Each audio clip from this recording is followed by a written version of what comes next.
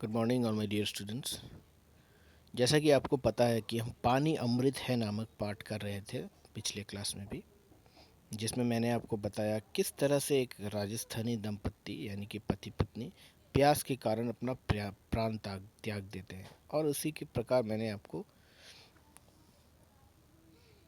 पानी के महत्व के बारे में भी बताया। तो देखिए, पानी अमृत है कहा गया है, मतलब पानी को अमृत के समान माना गया है। तो चलिए शुरू करते हैं इसके दूसरे भाग। तो देखिए, ये चित्र जो है, ये चित्र देखकर आपको याद आया होगा कि पिछले कक्षा में हमने क्या किया था। मैंने आपको बताया था किस तरह से राजस्थानी दंपत्ति जो है वो प्यास के कारण अपना दम तोड़ देते हैं। चलिए शुरू करते हैं आज का पाठ। तो देखिए क्या लिखा गया है। पानी से ही धरती नरम और उपजाऊ बनती है। किसान भी वर्षा के बाद ही उसमें हल चलाकर खेती कर पाता है। पौधों को बड़ा करने के लिए भी पानी की आवश्यकता होती है। पहले भारतीय किसान सिंचाई के लिए पूरी तरह वर्षा पर निर्भर थे। स्वतंत्रता प्राप्ति के बाद लगभग सभी बड़ी नदियों पर बांध बनाए गए। बाढ़ के रूप में विनाश लीला मचाने वाले पानी को इन बांधों में रोककर निर्माण कार्यों में लगाया जाता है। पानी को ऊंचाई से गिराकर बिजली का उत्पादन किया जाता है।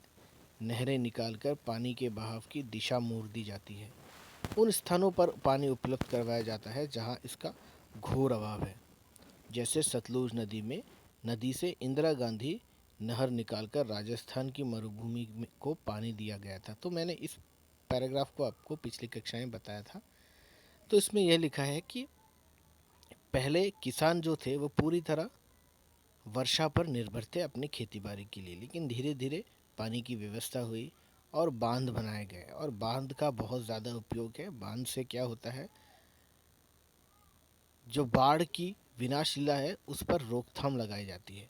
साथ ही साथ बांध लगाने पर इससे छोटे छोटे नहरें निकाल कर ऐसे जगहों पर, ऐसे स्थानों पर पहुंचाया जाता है जहां पर पानी की अभाव हो। उनमें से एक उदाहरण है, सतलुज नदी से इंदिरा गांधी नहर निकालकर राजस्थान की मरुभूमि को पानी दिया गया है।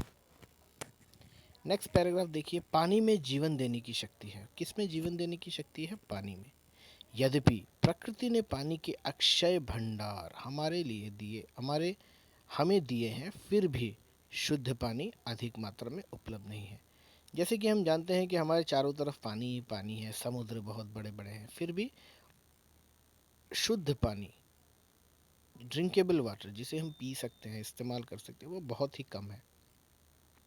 हमारे घरों के नलों में जो पानी आता है वह शुद्ध किया होता है, उसे व्यर्थ नहीं बहाना चाहिए। पानी को प्रदूषित होने से बचाना भी हमारा कर्तव्य है।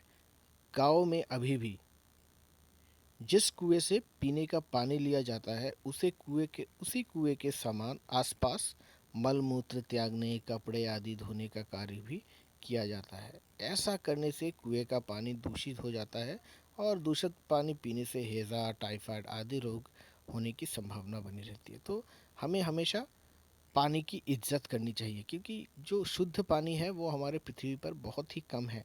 और हमारे घरों और नलों में जो पानी आता है वह शुद्ध किया होता है, इसीलिए उसे व्यर्थ नहीं करना चाहिए। और पानी को प्रदूषित होने से बचाना भी हमारा ही दायित्व है, कर्तव्य है।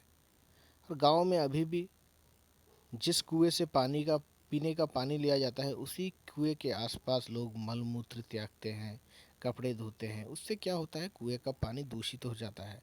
और उसी कुएं को हम पानी को अगर हम पिएंगे तो उससे विभिन्न प्रकार की बीमारियां हो जाएगी, जैसे हैजा, टाइफाइड आदि रोग होने की संभावना बहुत बनी रहती है।